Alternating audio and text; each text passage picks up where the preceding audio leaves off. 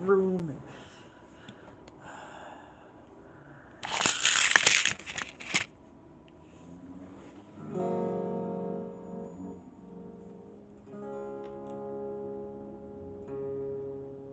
Is that one? What's that one? Much better already. That was just a guess.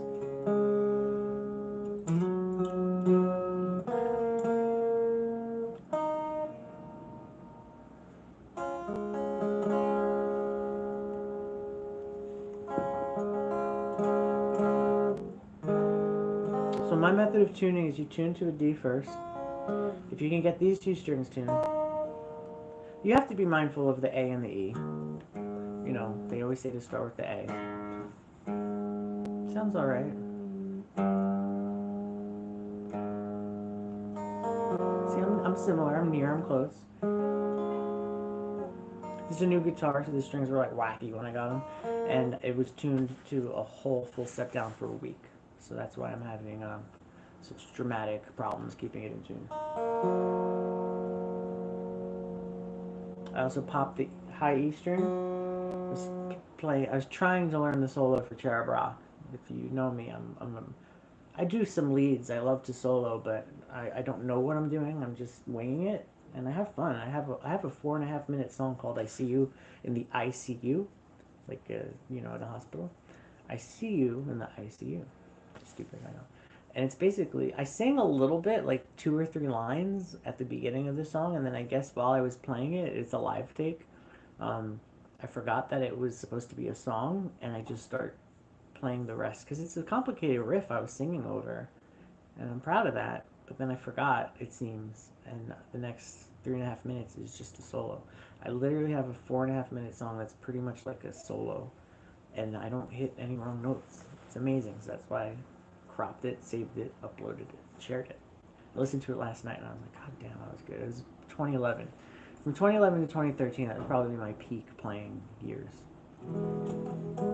You know, I know I can get back there, but I don't want to get back there. I want to exceed it. I've been actually practicing, and for the first time doing scales and things. I'm thinking about taking lessons too, just so I can maybe fast track.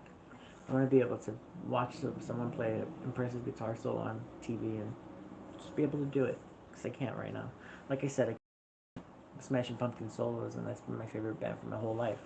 I know them inside and out in my head, and I can hear them and I can mimic them, but I can't figure out how to translate that to the fingers. So, anyway, I know I ramble about everything. Cherub Rock. I was trying to play the solo, and I was bending the note here, and it just went. And I was like, no!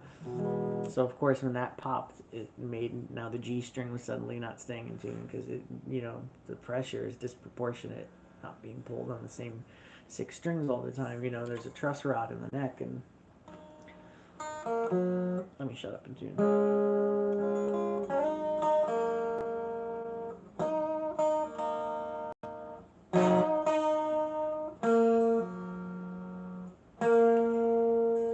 So I tuned to the D first. Sounds good.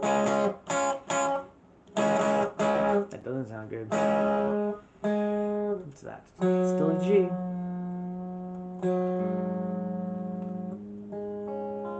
Sounds good. Sounds good.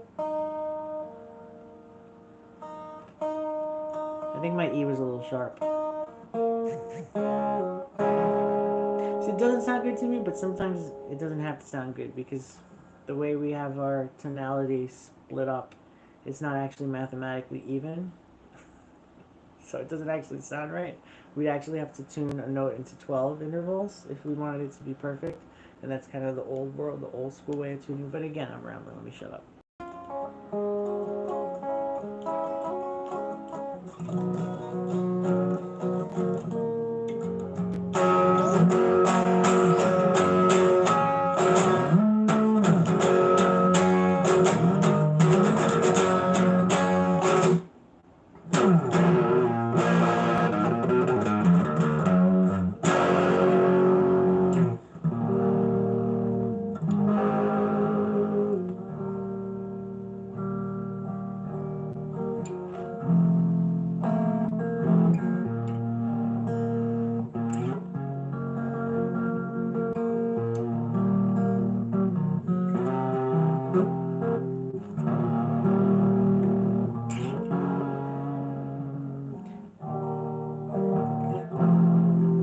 of tune.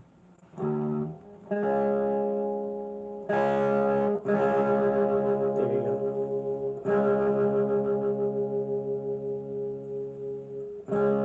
So like I said, I tuned to the D first, then the 3 strings, then the 4 strings. See how you can hear it getting matching? Now that I have these 4 strings tuned to D, 1, 2, 3, 4, now you go to the 5th string. And if that sounds good, the test is go to an A shape. Doesn't.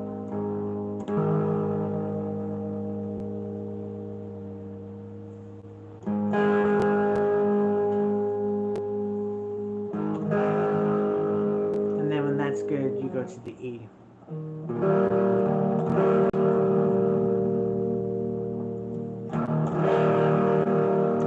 Again, and when you go through this 2 or 3 times, so you're in tune.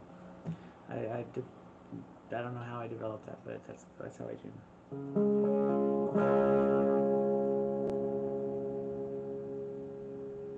I was taught to tune with the 5th fret, the 4th fret here, and then the 5th fret on the other strings. That's how I was taught to tune, matching up. But it never worked as nicely for me.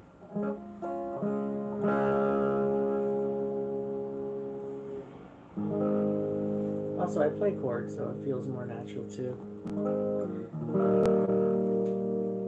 Have the interaction of actual chords while you're tuning.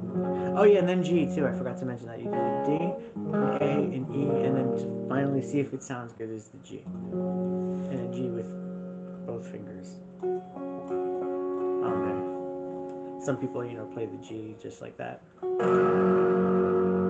the pinky hanging out. And I can never decide. I have some songs that use a lot of G's. Sounds so funny. And I'm trying to write them in such a way where maybe in the chorus I'll play the G this way, but maybe in the verses I'll play the G's more fully. I can never decide which sounds better. It sounds good, and then I go to here, and it sounds good too. It's so bizarre. Different, but equally good. And I don't think that God would get in our way.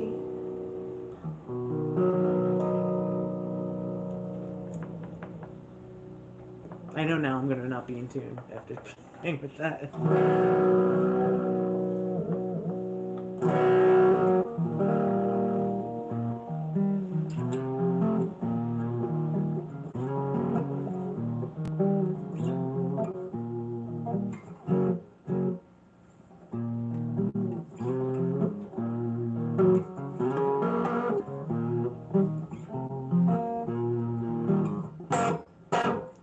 I've got old man shoes. I've got rhythm and blues. I've got everything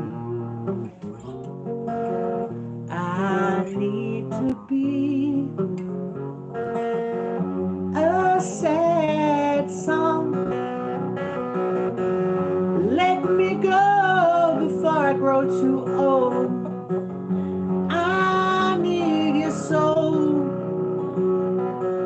I need some soul to make this house home.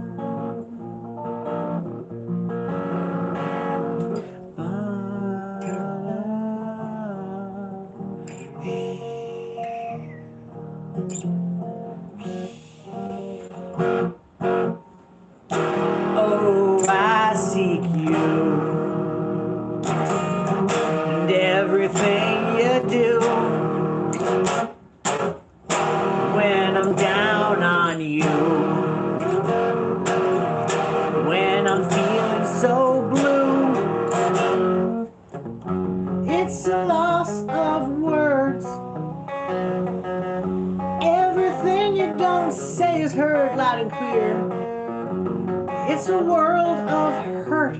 It's a world of hurt. It's a horrible thing that you don't care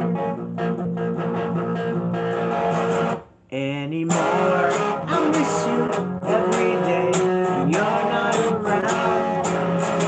I don't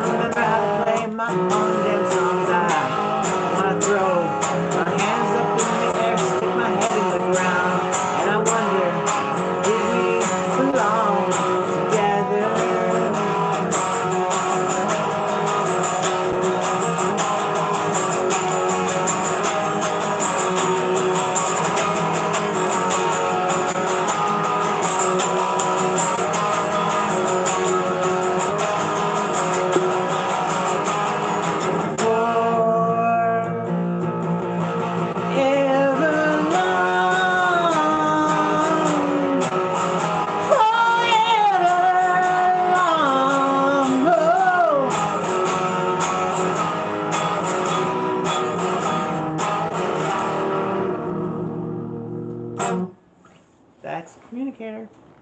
I've been wanting to play that since I got the guitar. I guess I ought to learn the lyrics. I don't remember the bridge part that goes into the final choruses. But I've never recorded that one in a satisfactory way. So. And I do still love the song. I love the lyrics. It's about as earnest and honest, gut-wrenching and heartbreaking as it could be. It's very sincere. It got outdated because I sing about ICQ, which was the precursor, predates AIM. And I've met people who don't even know what AIM is. AIM stands for America's Online's Instant Messenger, AIM, America Instant Message. And then I met people who don't even know what America Online is.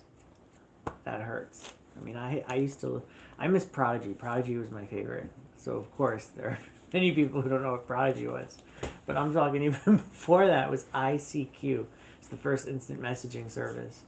And I go, oh, ICQ, because, you know, it was about seeking and everything you do. And it's very honest, too, because the next line goes, when I'm down on you. Not just when I'm feeling down. Like, almost every line in that song is a double entendre. And that's why I still like it. I still think it's clever. But like I said, it's never been recorded right. I've never played it with the band ever. Probably at a rehearsal in downtime, maybe I'd start playing the chords just to see. I'm always like kind of taking mental notes. And other people are tuning and stuff, and I'll have like Patrick or Mike Finnerty's attention or Randy. See, these are the three drummers who popped up as being my favorites, very attentive. And I'm playing, and they'll, you know, we'll lock in, and maybe I'll do like those. I do remember playing this with Mike.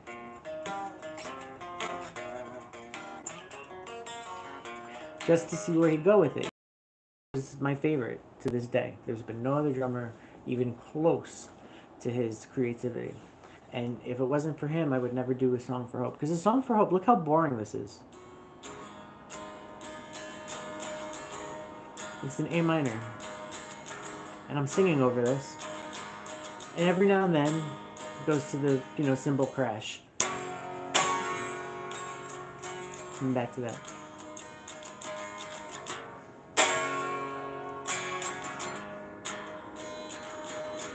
That's the whole verse.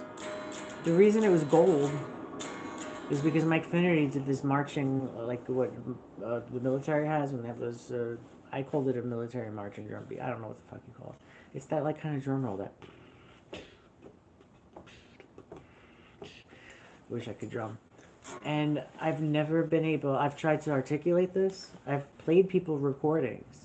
I've played Ben exactly what Mike did because we have it at Orleans Grocery at my first JSC birthday show in 2008. So, you know, we say the JSC started in 2002 or 2003 because that's when the name started, and that's when Natalia and I started recording these demos in my bedroom. And then, sure, the Stereolites had some gigs, and then Kevin couldn't show up. So even in 2003, 2004, we had some gigs that were JSE gigs because Mike Finnerty would sub in and play drums with me and Natalia. But it was very much like just a demo. We had, you know, I was going in a million different directions. I recorded my solo album. I recorded Tidewater Dead Fish. Everyone was doing their own things. It didn't really become focused as this is the band, this is a real band, until 2008. It was my birthday, 2008. We had Glenn filling on bass. And then it was great. It was a great show. And because of that, I said, damn it, Natalia, we're going to be a real band. And I put out an ad on Craigslist, and that's how we found Nappy. And then I don't remember the rest, honestly. I think I was doing too much blow at this time. Because Nappy came, first time I met him, and oh my god, kid didn't fucking wipe his ass. He came into my bedroom, and he smelled like shit. And it was awful. And I was like, I never told him this, but I was like, if he wasn't as talented as he is, there's no way I would have fucking wanted to ever be in a room with him again. So I knew he smelled from the moment I met him. I had no idea the BO was going to become a problem, but yeah, he smelled like shit the day I met him. And he sat down in my room, and every time he'd come close to me, I'd get a little further. And he lied, too. He told us he was 17, because, you know, at the time I was, like, what, in my early 20s? Mid-20s? So he said lied and said he was 17, and he was really 16, I found out later, because then when we finally had his, you know, birthday that he could legally drink, right? You can drink when you're 18. You know, it didn't come when we thought it was going to come, so he finally admitted to us years later. that he had lied about his age to get into the band. And we didn't care. We weren't, but yeah, he was still in high school. He was 16 years old when he was. So on those recordings of After All, Days of Our Lives, The Stupid Me. Well, actually, no, I'm playing the bass on The Stupid Me. But all the recordings on the first JSE records with Nappy, he was 16 years old. Isn't that amazing? Um, anyway, so yeah, 2008 was the first real JSE show. Shortly after that, we found Patrick. Shortly after that, the connection from Missy and the Stereolites. That's how we got Joe Haynes. So suddenly we had two bass players, and I never wanted Nappy to feel bad, so we would juggle him around. We'd let Nappy play second guitar. We made Joe play guitar. Sometimes I wouldn't play guitar. I loved that. I loved it when we had, I was like Billy Corgan for a few hot minutes, just singing my songs, and I had Nappy and Joe filling it in. Oh man, that was fun. And then we had Martin when I needed an extra guitarist. So the JSE was this wonderful, beautiful thing. And I didn't even mention that friend of a friend who started it with me. Got the name from him. Revisionist history, wiping the blackboard clean because that's what he did to me. How'd you get the gig at Southpaw? A friend of a friend.